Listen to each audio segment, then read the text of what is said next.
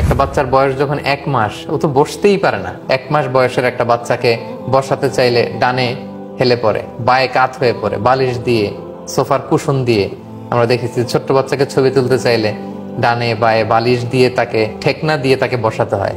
এত দুর্বল ছিল। আল্লাহ বলে নাসিয়া খালকা, সে তার নিজের সৃষ্টি ভুলে গেল। সে কোত্থেকে আসলো? কত দুর্বল ছিল, কত তুচ্ছ আর নগণ্য ছিল তোমার অবস্থা। কেউ না ধরে রাখলে তুমি বসতে পারতে না, পেশাব পায়খানা করে সব নষ্ট করে দিতে।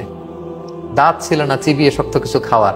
লিকুইড পানি দিলে তুমি খেতে পারতা, একটু পরিমাণে বেশি হলে মুখ বেয়ে গাল বেয়ে তোমার পানি পড়তো, দুধ পড়তো, খাবার পড়তো। এই তো ছিল তোমার জীবন।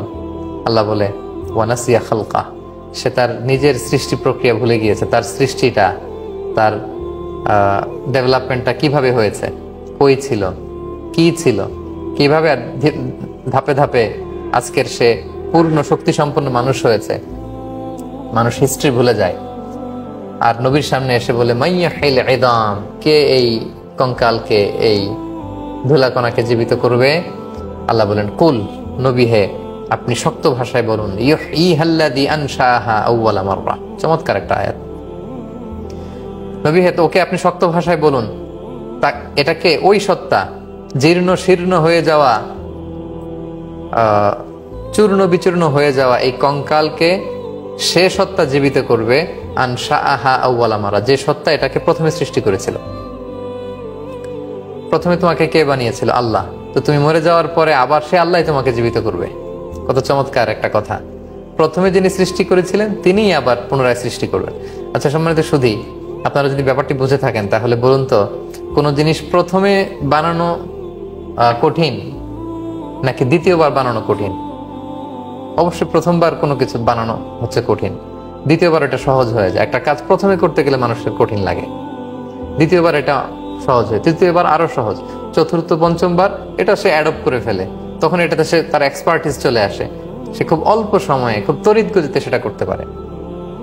তো যে আল্লাহ অস্তিত্বহীনতা থেকে তোমাকে অস্তিত্বে আনতে পারে, প্রথমবার যিনি তোমাকে সৃষ্টি করতে পারে, দ্বিতীয়বার কি তিনি তোমাকে কঙ্কাল থেকে আবার পুনরায় পুনরুজ্জীবন দান করতে পারবে না, পুনরুত্থিত করতে পারবে না? এটা তো কমন সেন্সে ধরে, চিন্তা করলেই তো বোঝা যায় যিনি প্রথমে সৃষ্টি করতে পারেন, দ্বিতীয়বার সৃষ্টি করা তার জন্য সহজ। আল্লাহ সেটাই বললেন, কুল নবী আপনি বলুন, ইউহয়িহাল্লাযী আনশাআহা আউওয়ালা মাররা। এই কঙ্কাল, এই জীর্ণ হাড় নিয়ে তুমি এসে আমার সাথে কথা বলে, এটাকে তিনি জীবন দান করবেন, জীবিত করবেন, যিনি এটাকে প্রথমে সৃষ্টি করেছিলেন। ওয়া হুয়া বিকুল্লি খালকিন আলিম, আর যে কোনো সৃষ্টির ব্যাপারে তিনি মহাজ্ঞানী। কোনটা কিভাবে সৃষ্টি করতে হয় এটা তিনি জানেন। এরপর আল্লাহ তাআলা বললেন যে আল্লাযী জাআলা লাকুম মিনাশ শাজারিল আখদারি নারা, তিনি তো সেই সত্তা যিনি তোমাদের জন্য সবুজ গাছ থেকে আগুনের বন্দোবস্ত করেছেন। ফাইযা আনতুম মিনহু তুকিদুন, যেটা থেকে তোমরা আগুন জ্বালাও, তোমরা আগুন পোহাও। তোমরা কোনো কিছু রান্না করতে হলে, আগুন জ্বালানোর প্রয়োজন হলে সেটা থেকে তোমরা আগুন পাও। এখান থেকে আল্লাহ তাআলা বোঝাতে চাইলেন যে যেই লাকড়িগুলো আমরা জ্বালিয়ে আগুন দাউ দাউ করে আমরা জ্বলতে দেখি, এই লাকড়িগুলো তো একসময় এরকম শক্ত রুক্ষ কাঠ ছিল না, এটা একসময় সবুজ শ্যামল গাছ ছিল। আপনি যদি খেয়াল করেন, একটা গাছ সবুজ পাতা, ভেতরে এটার মধ্যে ভেজা ভেজা, গাছ কেটে দিলে কষ বের হয়, মানে রস বের হয়, পানি বের হয়। যেটা তো সিক্ত সবুজ একটা জিনিস, একটা সময় এটাকে আল্লাহ শুকাতে শুকাতে কাষ্ঠে পরিণত করেন, রুক্ষ শুকনো কাঠে পরিণত করেন। সেখানে অগ্নিস্ফুলিঙ্গ লাগলে দাউ দাউ করে আগুন জ্বলতে থাকে। আল্লাহ রিভার্স করে বোঝাতে যাচ্ছেন যে আল্লাহ মৃতকে জীবিত করেন, জীবিতকে মৃত করেন, শুকনো জিনিসকে সিক্ত করেন, সিক্তকে শুকনো করেন। এগুলো দেখো তোমরা বুঝবে না। সর্বশেষে আল্লাহ তাআলা বললেন, আওয়ালাইসাল্লাযী খালাকাস সামাওয়াতি ওয়াল আরদা বিকাদিরিন আলা আন ইয়াখলুকা মিসলাহুম, যে আল্লাহ তাআলা আকাশ এবং জমিন সৃষ্টি করলেন, সে আল্লাহ পুনরায় তাদেরকে সৃষ্টি করতে পারবেন না? আরেক আয়াত আল্লাহ বলেছেন যে আকাশ জমিন সৃষ্টি করা কঠিন না, তোমাদেরকে সৃষ্টি করা কঠিন।